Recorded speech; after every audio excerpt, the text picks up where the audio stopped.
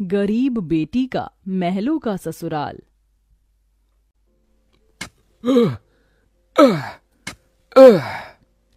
तपती धूप में वह गरीब किसान खेतों में फावड़ा चला रहा था। उसके माथे से तर तर पसीना बहे जा रहा था। तभी गंगा गमछा उठाकर पिता का पसीना पोंछती है। बाबा, आपके माथे से कितना पसीना बह रहा है, आप थक भी गए हैं, थोड़ी देर आराम कर लो, फावड़ा मुझे दो। गंगा को खेत में फावड़ा चलाते देख सेवक राम की आंख भर आती है। मेरी गरीब बेटी के जिन हाथों में मेहंदी लगनी थी, उन्हीं नाजुक हाथों से मेरी गंगा सख्त फावड़ा चला रही है। तू एक गरीब की बेटी को ही ऐसा भाग्य देकर क्यों भेजता है भगवान? एक गरीब के जीवन की सबसे बड़ी दुविधा बेटी को ब्याहना होता है। ये कहानी है ऐसे ही किसान सेवक राम की, जो बड़ा गरीब है। उसकी दो बेटी गंगा और अंजू हैं। यूं तो सेवक राम ने गंगा के लिए कई रिश्ते ढूंढे, मगर भला एक गरीब की बेटी का हाथ कौन थामना चाहता है। किसी तरह से उनका जीवन कट रहा था। सेवक राम, उसकी बूढ़ी पत्नी जानकी और दोनों बेटी सारा दिन तपती धूप में खेत में काम करते रहे। शाम को खेत का मालिक ब्रिज वहां आया। अरे ओ सेवक राम, सारा खेत जोत दिया? जी ब्रिज बाबू, खेत भी जोत दिया और बीज भी बो दिया। ये ले, तेरे परिवार की आज की दिहाड़ी 250 रुपए। ये क्या मालिक, आप पैसे तो कम दे रहे हैं। पहले मेरी अकेले की दिहाड़ी आप मुझे 200 रुपए देते थे, फिर घटाकर 100 रुपए कर दिया और फिर सीधे 70 रुपए कर दिया, और उसमें भी पूरे पैसे नहीं दे रहे हैं। मैं, मेरी दोनों बेटी और पत्नी को मिलाकर हम कुल 4 जन आज खेत में दिन भर जर मर कर खटे हैं। अरे 30 रुपए ही तो कम है, उसमें क्या तू खरीद लेगा? है एक एक रुपया भी मेहनत से कमाना पड़ता है मालिक। फिर ब्रिज बाकी के 30 रुपए भी सेवक राम को दे देता है, जिसके बाद वह अपनी मढ़ई में आ जाते हैं और गंगा सबको खाना बनाकर खिलाती है और एक फटे गुदरी पर पूरा परिवार जमीन पर लेट जाता है। मगर एक पिता होते हुए सेवक राम चिंता में सो भी नहीं पाता। वह रात भर आंसुओं से बिछौना भिगोता है। अजी, आप अभी तक जाग रहे हैं? जिसके घर में जवान बेटी ब्याहने को हो, वो कैसे सोए? जाने मेरी गरीब बेटी के भाग्य में क्या लिखा है।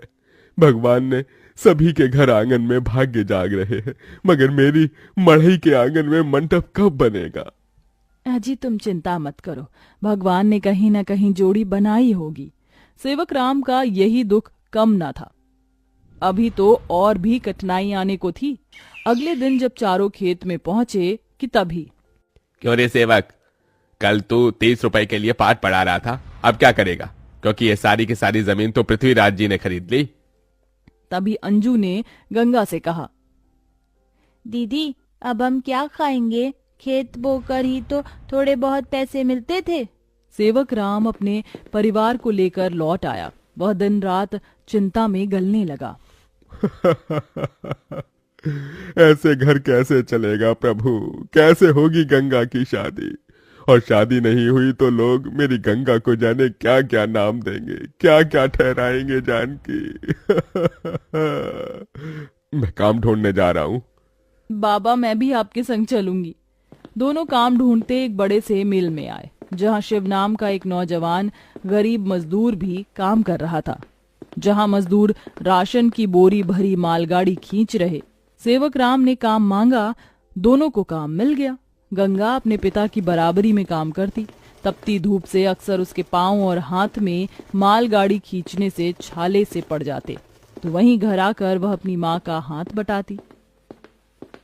आप ही अपनी चक्की पीसती, कड़ी धूप में सड़कों से गोबर बीन कर लाती, उपले बनाती। एक दिन मालगाड़ी खींचते वक्त शिव उसकी मदद करता है। काका, क्या मैं आप दोनों के साथ खाना खा सकता हूँ? बड़ी भूख लगी है और मैं खाना भी नहीं लाया। हाँ बेटा, आओ ना। ये कहते हुए गरीब गंगा अपने प्याज और रोटी में से उसे भी देती है और हिचक से भरकर कहती है, माफ कीजिएगा, आपको खिलाने के लिए हमारे पास कोई पूरी पकवान तो नहीं है, जो है यही खा लीजिए। शिव वह रूखा सूखा भी हंसकर खाने लगा। अब अक्सर शिव उनकी मदद कर देता। उसकी अच्छाई गंगा के मन को भाने लगी और एक दिन शिव ने कहा, काका, अगर आप मुझे इस काबिल समझे तो मैं आपकी बेटी का हाथ थामना चाहता हूँ। बेटा, मेरी गरीब बेटी को तुम जैसा मेहनती जीवन साथी मिलेगा। मुझे तुम पसंद हो बेटा। गरीब सेवक राम की दिली इच्छा तो थी कि गंगा को बड़ा और अच्छा घर द्वार मिले, मगर उसके मन में शिव को लेकर भी एक संतोष था। मगर सेवक राम ने जो कभी सोचा भी नहीं था, अगले दिन वो हुआ। कई बड़ी गाड़ियां लाइन से उसके चौखट पर आईं और शगुन से भरी थालियों के साथ शिव अपने परिवार के संग उनके घर आया। उनके महंगे कपड़े लत्ते देख एकदम महलों में रहने वालों से थे। शिव के संग उसके माता पिता पृथ्वीराज, वसुंधरा और बहन योगिता थी। अंजू ने उन्हें देख तपाक से बोला, अरे बाप रे, ये तो राजा महाराजा से लगते हैं। अजी आपने तो कहा था शिव गरीब घर का लड़का है। शिव बेटा, ये सब क्या है? यही मेरी सच्चाई है काका। माफ कीजिएगा, मैं मजदूर या गरीब नहीं था, बल्कि महलों का बेटा हूँ। मगर मुझे एक ऐसा जीवन साथी की खोज थी जो मेरा धन दौलत देखकर मुझे ना अपनाए। इसलिए मैं उसे ही ढूंढने के लिए ये जीवन जी रहा था। जिसने मुझे मेरी गरीबी के संग स्वीकारा वो गंगा थी। इसलिए मेरे महलों की दुल्हन गंगा होगी। गंगा बनोगी मेरे महलों की बहू और मेरे बेटे की दुल्हन? अपनी गरीब बेटी के लिए महलों से आया रिश्ता देखकर सेवक राम बड़ा रोया। भगवान, तूने मेरी फटी झोली में इतनी खुशियां डाल दी। मेरी बेटी महलों की दुल्हन बनेगी। हर बाप चाहता है कि वो अपनी बेटी का हाथ जिसके हाथ में दे वो उसे रानी बनाकर रखे। अब मेरी बेटी सचमुच में महलों की रानी बनेगी। समझे जी, मंगनी कर ले। मगर इतनी छोटी सी मड़ई में सब कैसे होगा? ये तो टूटी फूटी है, आप लोगों के खड़े होने लायक भी नहीं है। मगर इस मढ़ई में आप जितने दिलदार लोग रहते हैं तो ये महलों से बढ़कर है। इसके बाद सेवक राम के छोटे से मढ़ई में उसकी गरीब बेटी की मंगनी होती है, जहां और थोड़े दिन के बाद बड़े ही धूमधाम के साथ गंगा की शादी होती है, जहां वह मंडप में मन ही मन कहती है, हे गौरी मैया, आपका धन्यवाद जो आपने मुझको मनचाहा वर दिया। इसके बाद गंगा विदा होकर अपने महलों के ससुराल में आ जाती है, जो दुल्हन के जैसा सजा हुआ होता है, जहां कई नौकर चाकर शाही अंदाज में उसके स्वागत में खड़े थे। तभी महंगे से लहंगे में ननद योगिता ने कहा, आइए भाभी, आपके महलों के ससुराल में आपका स्वागत है।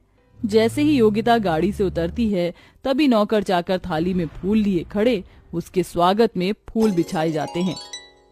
जहां कल तक उसके पांव को कांटों की चुभन मिली थी, आज वह महल की दुल्हन बनकर फूलों में बदल चुके थे।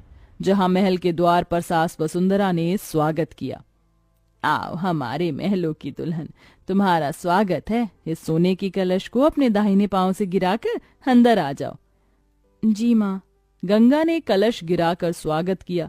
तभी ससुराल वालों ने उसे अनेकों तोहफे दिए। गंगा बहू, ये हार पिछले कई पुश्तों से हमारे महल में चला आ रहा है, अब तुम इसकी हकदार हो।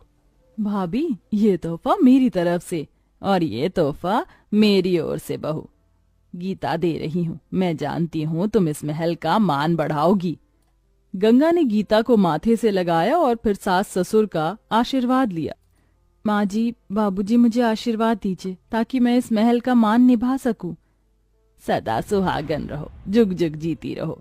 फिर गंगा विदाई में दिए अपनी गठरी को संग लिए शिव के साथ कमरे में आ गई, जहां आलीशान बड़ा कमरा, ऐशो मखमल का बिछौना और सब कुछ था, जिसे उस गरीब दुल्हन की आंखें देखती रह गईं।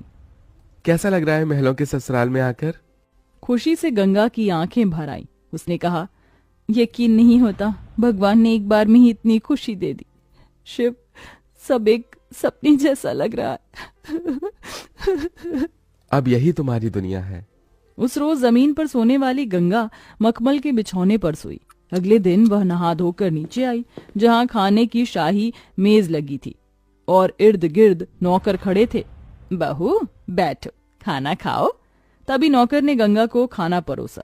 एक निवाला खाते ही गंगा को अपनी संघर्ष भरी जिंदगी और याद आ गई। उसकी आंखों से आंसू छलक गए। क्या हुआ गंगा बहू, खाना अच्छा नहीं बना?